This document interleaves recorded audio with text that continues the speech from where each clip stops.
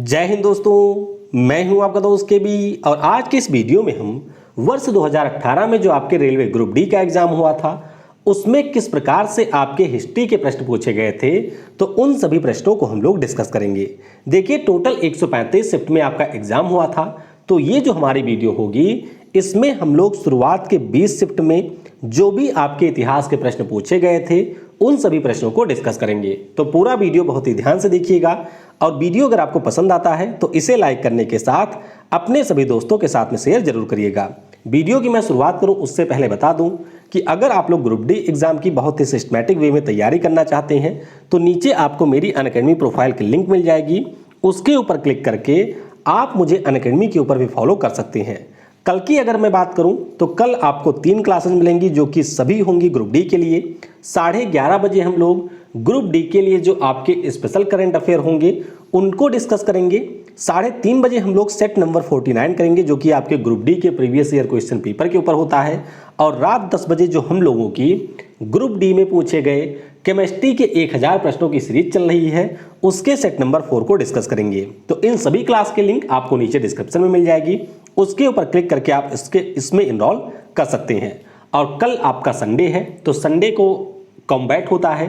तो अगर आप लोग बैंक एग्जाम की, एसएससी एग्जाम की या फिर यूपीएससी एग्जाम की तैयारी कर रहे हैं तो फिर आप कॉम्बैट में पार्टिसिपेट कर सकते हैं। उसमें अगर आपकी टॉप रैंक आती है तो फिर अनअकैडमी की तरफ से आपको पुरस्कृत भी किया जाता है। इसके अलावा 26 मई से एनटीपीसी सीबीटी 2 और ग्रुप डी के लिए अनअकैडमी के ऊपर नए कोर्सेज की भी शुरुआत हुई है। तो यहाँ पर आप नए कोर्सेज में भी इनरोल कर सकते हैं। सिंपली आपको यूज करना है कोड KB10 और इससे आपको 10% का डिस्काउंट मिल जाएगा। तो चलिए इस वीडियो की हम शुरुआत करते हैं। पहला प्रश्न, विवादित फिल्म पद्मावत में अलाउद्दीन खिलजी का किरदार किसने निभाया था? तो अलाउद्दीन खिलजी के बारे में आप सभी को पता होगा। खिलजी वंश का यह शासक रहा है और जो आपकी पद्मावत नाम की मूवी आई थी इसमें इनका किरदार निभाया था यहाँ पर रणबीर सिंह ने। तो ये प्रश्न कई बार पूछा गया है, याद रखिएगा। रानी पद्मावती का जो किरदार था वह दीपिका पादुकोण ने निभाया था। शाहिद कपूर ने महारावल रतन सिंह का किरदार निभाया था और रणवीर सिंह ने यहाँ पर अलाउद्दीन खिलजी का किरदार निभाया था। तो ये आपको याद रखना है। और संजय लीला भंसाली के द्वारा इसको डायरेक्ट किया गया था। अगला प्रश्न देखिए, विश्व इतिहास से पूछा गया है कि 7 वर्षीय युद्ध किन देशों के बीच में लड़ा गया था? तो याद रखेंगे इसके बारे में। ये जो युद्ध है वह आपके इंग्लैंड और फ्रांस के बीच में हुआ था 1337 से लेकर के 1453 के बीच में। तो इस प्रश्न का ऑप्शन नंबर डी हो जाएगा करेक्ट। अगला प्रश्न है कि दयानंद सरस्वती निम्नलिखित में से किस मिशन के संस्थापक थे? तो याद रखेंगे आप लोग, दयानंद सरस्वती के द्वारा यहाँ पर आर्य समाज की स्थापना की गई थी। तो इस प्रश्न का ऑप्शन नंबर सी हो जाएगा करेक्ट। अच्छा, ब्रह्म समाज की बात करते हैं तो 1828 में जो हमारे राजा राम मोहन राय थे उनके द्वारा स्थापना हुई थी। स्वामी चिन्मयानंद के द्वारा चिन्मय मिशन की शुरुआत की गई थी और आत्माराम पांडुरंग के द्वारा प्रार्थना समाज की शुरुआत की गई थी। तो इन सभी के बारे में आपको अच्छे से याद रखना है। अगला प्रश्न है कि 1939 में सुभाष चंद्र बोस के द्वारा शुरू की गई पार्टी का नाम क्या था? तो आप सभी को पता होगा 1939 में जब कांग्रेस पार्टी के लिए चुनाव हुआ था तो उसमें हमारे नेताजी जीत गए थे, लेकिन गांधी जी सपोर्ट कर रहे थे पट्टाभी सीतारमैया का। तो गांधी जी के आदेश पर इन्होंने इस्तीफा दे दिया था अध्यक्ष के पद से और उसके बाद में इन्होंने अपनी नई पार्टी बना दी थी जिसका नाम था ऑल इंडिया फॉरवर्ड ब्लॉक। तो इस प्रश्न का ऑप्शन नंबर यहाँ पर सी हो जाएगा करेक्ट। तो 22 जून 1939 को सुभाष चंद्र बोस यानी कि हमारे नेताजी के द्वारा इसकी स्थापना हुई थी। अगला प्रश्न है कि वाटरलू का युद्ध कब लड़ा गया था? तो वाटरलू के युद्ध की बात करते हैं तो ये आपके जून 1815 में लड़ा गया था, यानी कि इस प्रश्न का ऑप्शन नंबर ए हो जाएगा करेक्ट। और आपको याद रखना है कि ये जो युद्ध था वह भी फ्रांस और इंग्लैंड के बीच में लड़ा गया था। किसके बीच में? फ्रांस और इंग्लैंड के बीच में ये युद्ध लड़ा गया था। अगला प्रश्न है कि बेलूथम्पी किस भारतीय रियासत से जुड़े थे? उन्हें अंग्रेजों के विरुद्ध विद्रोह के लिए जाना जाता है। तो यहाँ पर अगर हम लोग बात करते हैं तो ये त्रावणकोर रियासत से जुड़े हुए थे। 1802 से लेकर के 1809 तक इन्होंने त्रावणकोर में शासन किया था। तो इस प्रश्न का ऑप्शन नंबर ए हो जाएगा करेक्ट। अगला प्रश्न है कि विंध्याशक्ति किस वंश के संस्थापक थे? तो विंध्याशक्ति की अगर हम लोग बात करते हैं तो ये वाकाटक वंश के संस्थापक थे। किसके? वाकाटक वंश के संस्थापक थे, नाम इनका था विंध्याशक्ति। तो इस प्रश्न का ऑप्शन आपका यहाँ पर ए हो जाएगा करेक्ट। अच्छा, ये आपका क्षेत्र कहाँ पर था? तो जो हमारे मध्य प्रदेश का मालवा वाला रीजन है, इसके अलावा गुजरात का रीजन है, वहाँ पर इनका शासन था और इनकी जो राजधानी थी वह आपको मिलेगी वत्सगुल्मा में। ऑप्शन ए हो जाएगा यहाँ पर करेक्ट। अगला प्रश्न है कि गोवा पर पुर्तगालियों के द्वारा किस वर्ष कब्जा कर लिया गया था। तो आपको ये पता होगा कि 1498 में जो पहले पुर्तगाली थे जिनका नाम था वास्को डी गामा, वो हमारे केरल में पहुंच गए थे, लेकिन उसके बाद में पुर्तगाली लगातार आते हैं और 1510 में इन्होंने गोवा के ऊपर कर लिया था अधिकार। तो इस प्रश्न का ऑप्शन नंबर सी हो जाएगा करेक्ट। अच्छा, पुर्तगाली ऐसे थे कि जो हमारे देश में पहले आए थे और सबसे आखिरी में ये भगाए गए थे, यानी कि इनको भगाना पड़ा था, तब ये हमारा देश छोड़ करके गए थे। तो 19 दिसंबर 1961 को भारतीय सेना के द्वारा इनको भगाया गया था। तो इसीलिए गोवा लिबरेशन डे आपका 19 दिसंबर को होता है और गोवा की स्थापना हुई थी 31 मई 1987 को, इसीलिए 31 मई को गोवा अपना स्थापना दिवस मनाता है। अगला प्रश्न है कि स्वतंत्र पार्टी के संस्थापक निम्नलिखित में से कौन थे। तो स्वतंत्र पार्टी की बात करते हैं तो हमारे भारत के जो पहले भारतीय गवर्नर जनरल और वायसराय थे, यानी कि सी राजगोपालाचारी जी, इनके द्वारा यहाँ पर स्वतंत्र पार्टी की स्थापना 4 जून 1959 को की गई थी। तो ऑप्शन ए हो जाएगा करेक्ट। और ध्यान रखिएगा कि 1974 में इसका भारतीय लोकदल में हो जाता है विलय। अगला प्रश्न है कि भारत में अंग्रेजों के द्वारा निर्मित पहला किला कौन सा है। बहुत ही महत्वपूर्ण प्रश्न है। तो ये जो किला है उसका नाम है फोर्ट सेंट जॉर्ज। क्या नाम है? Fort Saint George. अच्छा, इसमें काफ़ी लोग गलती करते हैं, उनको लगता है कि अंग्रेजों ने जो पहला किला बनवाया था वो कहीं पर पश्चिम बंगाल या बंगाल के रीजन में बनवाया होगा, लेकिन ध्यान रखिएगा ये जो किला था वो आपका बना था मद्रास में 1644 में, और वर्तमान में जो आपके तमिलनाडु की लेजिस्लेटिव असेंबली है वह आपको इसी किले में देखने को मिलेगी। तो इस प्रश्न का ऑप्शन नंबर आपका ए हो जाएगा करेक्ट। अगला प्रश्न है कि जलियांवाला बाग सामूहिक हत्याकांड किस वर्ष हुआ था। तो ये हत्याकांड आपका 13 अप्रैल 1919 को हुआ था। तो ऑप्शन यहाँ पर बी हो जाएगा करेक्ट। तो ध्यान रखिएगा 1919 में 13 अप्रैल के दिन ये हुआ था। और इसके विलेन कौन थे? तो ब्रिगेडियर जनरल रेजिनाल्ड डायर इसके थे विलेन। अगला प्रश्न है कि भारत के पहले वायसराय कौन थे। तो देखिए यहाँ पर लोग कई बार कंफ्यूज होते हैं। देखिए सबसे पहले हमारे बने थे बंगाल के गवर्नर। क्या नाम था उनका? तो उनका नाम था रॉबर्ट क्लाइव। उसके बाद में बंगाल के बनते हैं गवर्नर जनरल। उनका नाम क्या था? तो उनका नाम था यहाँ पर वारन हेस्टिंग। उसके बाद में जो बंगाल के गवर्नर जनरल होते हैं उनको हमारे ब्रिटिश भारत का गवर्नर जनरल बनाया जाता है। और ऐसे पहले जो गवर्नर जनरल होते हैं उनका नाम होता है विलियम बेंटिक। और फिर जा करके 1857 में जब सिपाही विद्रोह होता है तो उसके बाद में जो गवर्नर जनरल होते हैं उनको गवर्नर जनरल और वायसराय बना दिया जाता है 1858 में। और इस प्रकार से पहले थे लॉर्ड कैनिन। तो ऑप्शन आपका यहाँ पर डी हो जाएगा करेक्ट। तो इसके बारे में आपको अच्छे से याद रखना है। अगला प्रश्न है कि आगरा शहर के संस्थापक कौन माने जाते हैं। तो आगरा शहर के जो संस्थापक हैं इनका नाम है सिकंदर लोदी। तो ऑप्शन आपका यहाँ पर सी हो जाएगा करेक्ट। और 1504 में आगरा शहर की स्थापना इनके द्वारा की गई थी। अगला प्रश्न है कि ब्रिटिश ने भारत में अंग्रेजी को अनुदेशों का माध्यम कब बनाया था, यानी कि मीडियम ऑफ इंस्ट्रक्शन इन्होंने कब बनाया था अंग्रेजी को।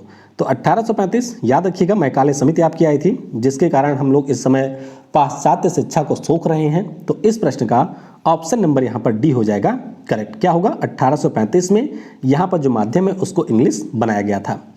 नेक्स्ट है कि खिलजी वंश का पहला शासक कौन था। तो खिलजी वंश के जो पहले शासक थे ये 70 वर्ष की आयु में बने थे। नाम इनका है जलाल उद्दीन फिरोज खिलजी।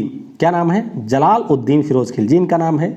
तो इस प्रश्न का ऑप्शन नंबर आपका ए हो जाएगा करेक्ट। अब देखिए दिल्ली वंश की बात हुई है, यानी कि दिल्ली सल्तनत की बात हुई है, तो ये आप लोग याद रखेंगे, थोड़ा सा ऊपर नीचे हो गया है। तो गुलाम वंश 1206 से 90 तक रहा था, खिलजी वंश 90 से 1320, तुगलक वंश रहा था 1320 से 1414, सैयद वंश रहा था 1414 से 1451 और लोदी वंश आपका 1451 से 1526 तक यहाँ पर रहा था। और पहले शासक थे इनका नाम था जलालुद्दीन खिलजी। बाद में जो इनका भतीजा होता है यानी कि अलाउद्दीन खिलजी, इनकी करता है हत्या और फिर स्वयं का यहाँ पर शासक बन जाता है। अगला प्रश्न है कि जब फ्रांसीसी नेतृत्व ने फ्रांस ने डैश डैश पर कब्जा कर लिया था तब पहला कर्नाटक युद्ध लड़ा गया था। तो ध्यान रखिएगा यहाँ पर जो नेतृत्व है उसने किया था कब्जा मद्रास पर। किसके ऊपर? मद्रास के ऊपर किया था कब्जा। तो इस प्रश्न का ऑप्शन नंबर यहाँ पर ए हो जाएगा करेक्ट। पहले कार्नेटिक वार की बात करते हैं तो 1746 से 48 के बीच में हुआ था। दूसरे कार्नेटिक वार की बात करते हैं तो 49 से 54 तक। और तीसरा 56 से लेकर के 63 के बीच में लड़ा गया था। डैश डैश ईस्वी में कुतुबुद्दीन ऐबक ने खुद को दिल्ली का सुल्तान घोषित कर 10 राजवंश के शासन की शुरुआत की थी। तो पता होगा कि मोहम्मद गोरी जब यहाँ से जाने लगा था तो यहाँ के जो रीजन थे अपने 3 गुलामों में उसने बांट दिया था। तो हमारे भारत वाला जो रीजन था वो उसने दे दिया था कुतुबुद्दीन ऐबक को, और उसके बाद में 1206 ईस्वी में कुतुबुद्दीन ऐबक के द्वारा गुलाम वंश की स्थापना की जाती है। इसे हम लोग स्लेव डायनेस्टी या फिर मामलुक वंश के नाम से भी जानते हैं। तो ऑप्शन यहाँ पर आपका बी हो जाएगा करेक्ट। 1206 में इन्होंने स्थापना की थी। अगला प्रश्न है कि गांधी जी ने करो या मरो का नारा कब दिया था? तो ये नारा इन्होंने 1942 में क्विट इंडिया मूवमेंट के समय दिया था। तो ऑप्शन यहाँ पर आपका डी हो जाएगा करेक्ट। अगला प्रश्न है कि अली कुली सलीम और अबू तालिम कलीम, नाम थोड़े से गजब के हैं। अली कुली सलीम और अबू तालिब कलीम डैश डैश के शासनकाल के दौरान महत्वपूर्ण कवि थे। तो ध्यान रखिएगा, शाहजहां के शासनकाल में ये महत्वपूर्ण कवि थे, यानी कि इस प्रश्न का ऑप्शन नंबर सी हो जाएगा करेक्ट। और एक पॉइंट आपको याद रखना है कि जो सम्राट अकबर थे उनके द्वारा उस समय के जो भी कवि थे उन सभी की जो सिमेट्री है उसका निर्माण करवाया गया था जम्मू कश्मीर में। कहाँ पर? डल लेक के किनारे, और इसे हम लोग मज़ार-ए-शूरा के नाम से जानते हैं। तो ये प्रश्न पूछा जाता है कि मज़ार-ए-शूरा कहाँ पर है? तो ये आपको मिलेगा डल लेक के किनारे जम्मू कश्मीर में। डांडी नमक सत्याग्रह किस वर्ष प्रारंभ हुआ था? तो ये जो सत्याग्रह है आपका शुरू हुआ था 1930 में। कब? 1930 में 12 मार्च को इसकी शुरुआत हुई थी। अगला प्रश्न है कि निम्नलिखित में से किसने दीन-ए-इलाही धर्म की स्थापना की थी? तो ये जो धर्म है इसकी स्थापना की थी अकबर ने। किसने? अकबर के द्वारा इसकी स्थापना की गई थी। तो ऑप्शन आपका ए हो जाएगा यहाँ पर करेक्ट। अच्छा, कब स्थापना की थी? तो 1582 में इसकी स्थापना की गई थी। त्रिपिटक पवित्र धर्म ग्रंथ कौन से धर्म से संबंधित है? तो अभी हम लोगों ने मनाया है बुद्ध पूर्णिमा, यानी कि गौतम बुद्ध भगवान के जन्म की वर्षगांठ, और ये हमारे बौद्ध धर्म से ही संबंधित है। तो ऑप्शन हमारा यहाँ पर डी हो जाएगा करेक्ट। अब याद रखिएगा थोड़ा सा कि अगर हम लोग बुद्ध के दर्शन की बात करते हैं तो इसमें आचार संहिता आती है, जैसे कि हिंसा ना करें, झूठ ना बोलें, पराये धन का लोभ ना करें, नशा ना करें, दुराचार से दूर रहें। देखिए लोग क्या करते हैं, भगवान को तो मानते हैं लेकिन विचारों को मानना सबसे बड़ी बात है। विचारों को वे लोग नहीं मानेंगे। ऐसे तो राम के नाम पे आपको दंगे होते दिख जाएंगे, लेकिन अगर भगवान राम के विचारों की बात करें तो संभवतः ही आपको कोई व्यक्ति मिलेगा जो कि उनके विचारों को मानता है। चलिए ये अलग बात हो गई। उसी प्रकार से आपका त्रिपिटक होता है। तो त्रिपिटक में आपको सुत्त पिटक, विनय पिटक और आपको मिलता है अभिधम्म पिटक। अब कई बार पूछा जाता है कि इनमें क्या क्या था। तो सुत्त पिटक की बात करते हैं तो इसमें हमारे भगवान बुद्ध के उपदेश शामिल किए गए थे।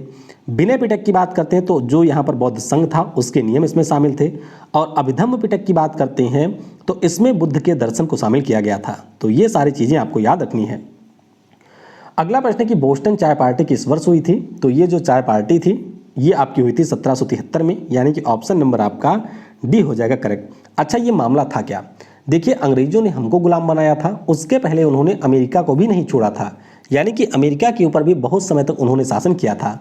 तो उसी समय जब यहाँ पर अंग्रेजों के यहाँ से एक जहाज पर लाद करके चाय को ब्रिटेन से लाया जा रहा था अमेरिका में, तो उसी दौरान अमेरिका का एक हार्बर है जिसका नाम है बोस्टन।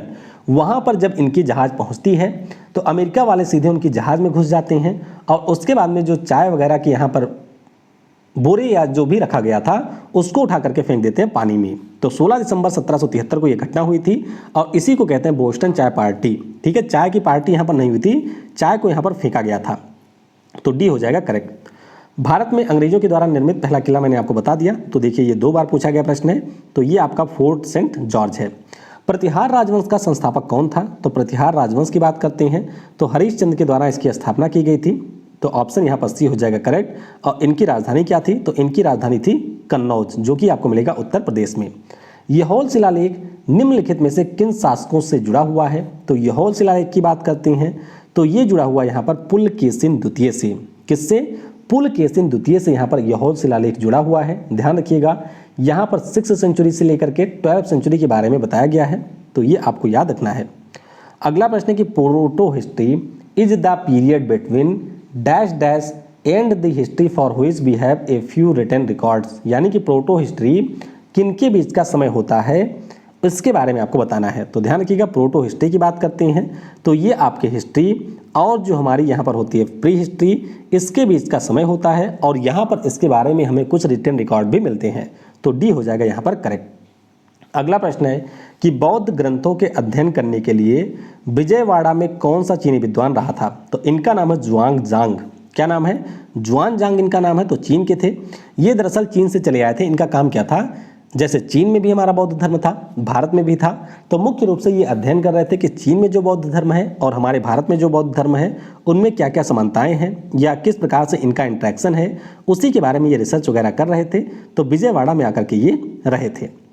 हमीदा बानो बेगम किसकी अम्मा थी? तो ये आपके सम्राट क्या नाम है? अकबर की अम्मा थी। तो ऑप्शन आपका यहाँ पर बी हो जाएगा करेक्ट, यानी कि सम्राट अकबर की माता का नाम था हमीदा बानो बेगम। और पिता का नाम क्या था? तो पिता का नाम था यहाँ पर हुमायूं। ठीक है, हुमायूं इनके पिता का नाम था। अच्छा, अगला प्रश्न है कि गांधी जी ने चंपारण नामक एक छोटे से गांव में असहयोग आंदोलन को शुरू कर दिया था। तो चंपारण वर्तमान में कौन से भारतीय राज्य में स्थित है? 1917 में गांधी जी ने इसको शुरू किया था। ये आपको मिल जाएगा बिहार राज्य में। तो अंग्रेजों के द्वारा जबरदस्ती खेती करवाई जा रही थी हमारे किसानों को, तिनकठिया पद्धति भी इनका था, तो उसी के विरोध में ये आंदोलन हुआ था। अच्छा, एक हमारे बिहार के थे, नाम था उनका राजकुमार शुक्ला साहब। तो शुक्ला जी आए थे लखनऊ वाले समझौते में उनको मिल गए थे गांधी जी। तो उसी दौरान उन्होंने गांधी जी को इनवाइट किया कि आप आइए और इसमें शामिल होइए। तो ये मिल जाएगा आपको बिहार में। भारतीय स्वतंत्रता का जो पहला युद्ध है ये कब लड़ा गया था? बहुत ही बच्चों वाला प्रश्न है। तो 1857 की क्रांति। तो ऑप्शन आपका यहाँ पर बी हो जाएगा करेक्ट। तो ये आप देख सकते हैं कुछ हमारे लीडर जो कि 1857 की क्रांति में विभिन्न शहरों से लीड किए थे। शिवाजी का जन्म इनमें से किस किले में हुआ था? तो शिवाजी का जो जन्म है वह इनके नाम से ही जुड़ा हुआ किला है।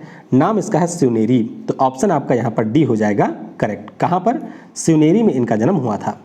कुतुबुद्दीन ऐबक पहली बार दिल्ली का सुल्तान कब बना था? तो अभी हमने शुरू में डिस्कस किया, ये बना था 1206 में। देखिए प्रश्न आपके अलग अलग तरीके से पूछे गए हैं, बल्कि है वही, जैसे गंगाधर ही शक्तिमान, कभी शक्तिमान गंगाधर, तो उसी प्रकार के प्रश्न है। तो ऑप्शन आपका यहाँ पर डी हो जाएगा करेक्ट। अच्छा, ये आपको मैंने बताया ही है, इसके बारे में आप लोग अच्छे से याद रखिएगा। अगला प्रश्न है कि अफगान शासक बाबर ने भारत में डैश डैश ईस्वी में मुगल सल्तनत की स्थापना की थी। ग्रुप डी का ये बहुत ही पेड क्वेश्चन है, अच्छे से याद रखिएगा। 1526 ईस्वी में पानीपत का जो पहला युद्ध हुआ था 21 अप्रैल के दिन, उसमें इन्होंने इब्राहिम लोदी को दौड़ा दिया था, यानी कि हरा दिया था। और उसके बाद में इन्होंने भारत में मुगल साम्राज्य की स्थापना की थी।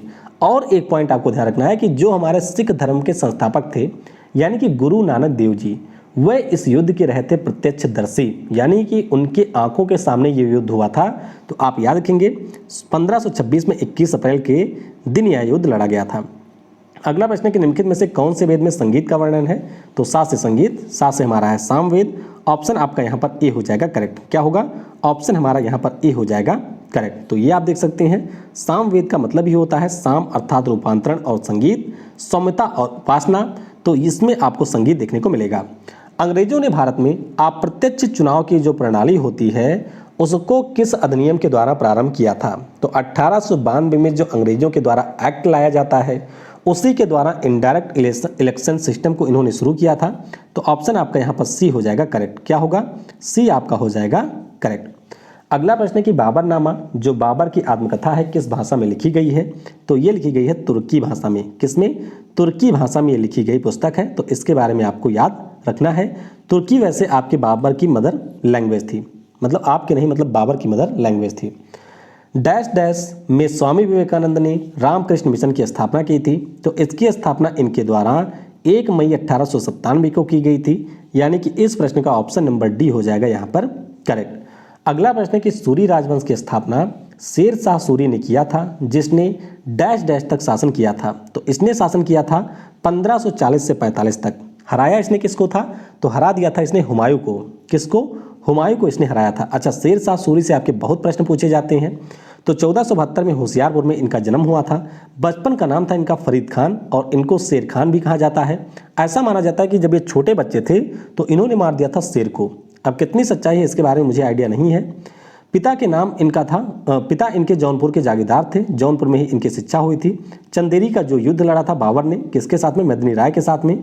उस युद्ध में इन्होंने बाबर का साथ भी दिया था और बाबर ने अपने बेटे हुमायूं को सावधान भी किया था कि बच के रहना इस शेर खां से, लेकिन यहाँ पर वो बच के नहीं रह पाए और 1540 से 45 तक इन्होंने दिल्ली पर शासन किया था। अगला प्रश्न है कि मैडम भीकाजी कामा के द्वारा किस वर्ष जर्मनी के स्टटगार्ट में तिरंगा फहराया गया था? तो ये जो तिरंगा है वह 22 अगस्त 1907 को फहराया गया था मैडम भीकाजी कामा के द्वारा जर्मनी के स्टटगार्ट शहर में। तो ऑप्शन आपका यहाँ पर ए हो जाएगा करेक्ट। कई बार ये आपके CBT 1 में भी पूछा गया था, तो इसके बारे में आप लोग याद रखेंगे। अगला और आखिरी प्रश्न है कि भारत के प्रधानमंत्री द्वारा स्वतंत्रता दिवस पर हर साल भारत का जो ध्वज है कहाँ पर फहराया जाता है? तो ये फहराया जाता है लाल किले पर। कहाँ पर? लाल किले पर फहराया जाता है, जिसका निर्माण करवाया था शाहजहां ने। उस्ताद अहमद लाहौरी इसके रहते वास्तुकार। तो इस प्रश्न का ऑप्शन नंबर आपका यहाँ पर सी हो जाएगा करेक्ट। तो इस प्रकार से देखा आपने कि जो हमारे 20 सेट थे उसमें टोटल 42 प्रश्न पूछे गए थे हिस्ट्री और वर्ल्ड हिस्ट्री से। तो इसी प्रकार से 20-20 सेट को हम लोग डिस्कस कर लेंगे, तो जल्दी से हम लोग सारे सब्जेक्ट को समाप्त कर लेंगे। कल जो हमारी शाम वाली वीडियो होगी उसमें हम लोग स्टैटिक जीके की शुरुआत करेंगे, क्योंकि स्टैटिक जीके और करंट अफेयर ये सबसे ज़्यादा महत्वपूर्ण होता है ग्रुप डी के लिए। तो ग्रुप डी में जो आपके स्टैटिक जीके से प्रश्न पूछे गए थे उनको हम लोग कल शाम को करेंगे डिस्कस। तो वीडियो को समय देने के लिए आपको बहुत बहुत धन्यवाद। जय हिंद, जय भारत, और सबसे जरूरी, पढ़ेगा भारत तो बढ़ेगा भारत।